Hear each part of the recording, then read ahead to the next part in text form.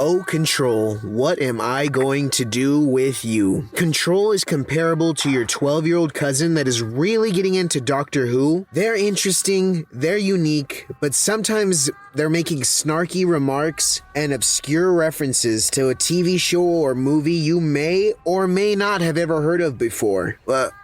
Is this me? Is Control me? Control inspired me to get off my butt and make a review. So impactful isn't quite the right word to use. Maybe Prozac substitute. That kind of sounds a little more acceptable. When I first played Control, it was a little too much for me. I got smacked around, fell to my death, and sat through load screen after load screen after load screen after load screen. But once I gotten past the early grind, the formula just seemed a little robotic, okay? So let me explain. I'd clear a new area.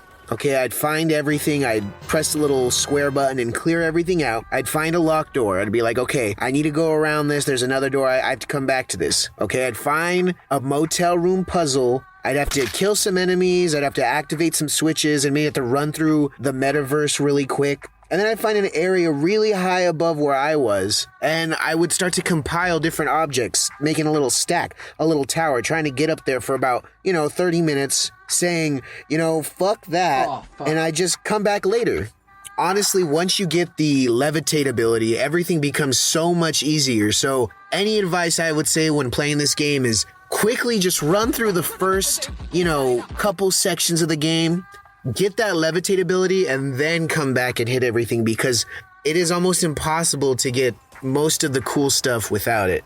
And yes, you will be back. There are secret areas that you can only access when you learn how to fly, and this game is a lucid dream, okay? One time I was in high school, shout out to my homie Ryan, we had learned how to lucid dream after watching an episode of American Dad. We spent the rest of that night Googling, YouTubing how to lucid dream, and we took notes and we started getting our situation down, and we hit that for a solid month straight. This game reminded me of that.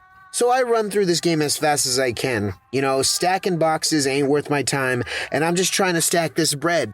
Have you ever played Metroid or Castlevania or any game in the category where you start off with zero, no attachments, no nothings, and there's all the areas you get to? If you are clever, you can skip certain areas with your smarts and your brain. Now, I'm not exactly saying I'm Algernon, but you could say that when I played Big Brain Academy, the game said, we've got nothing for you, son. But some of these storylines made my head spin. Kind of like I was some nipple tassels on Crash Bandicoot. From refrigerators that hold ancient monsters to anchors that connected to the astral plane. Or, maybe even just seeing this next step into the uncanny valley. There is a lot of random ass shit in this game. The videos you find, the items you find, they're more random than a goldfish playing Pokemon on Twitch. I wanted the satisfaction of 100%ing this bitch, and let me tell you, the end game? Oh, the end game will have you running around the facility like you have no control. You see? You see what I did there? I had to push myself. I wanted all the suits. I wanted all the upgrades. I wanted all the smoke. Everything. I love throwing enemies at enemies. Throw that shit at me. But I'm also there for the bad times. I'm also there for the bad times too. On the bad side, the load times. Don't pause this game. Don't try to change your loadout if you're in combat, because it is a death sentence. Control is a big game, and sometimes it shows, sometimes it's slow and choppy. There's paused animations, low frame rate, graphic popping. And my PS4 was sounding like the airplane that was carrying Richie Valens and Buddy Holly right before it crashed.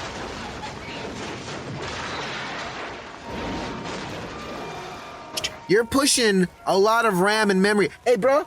How much RAM you got in that? How many gigs you running, bro? I don't know. I got no control. The gunplay is lacking.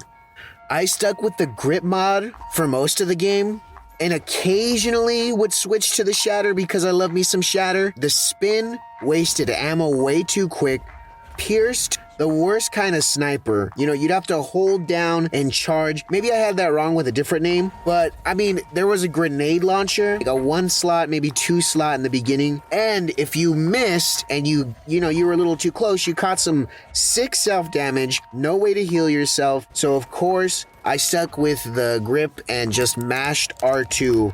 Mashing R2 was the best option for me. And, you know, let's get to the enemies. There are mainly 2 to 4 types of enemies.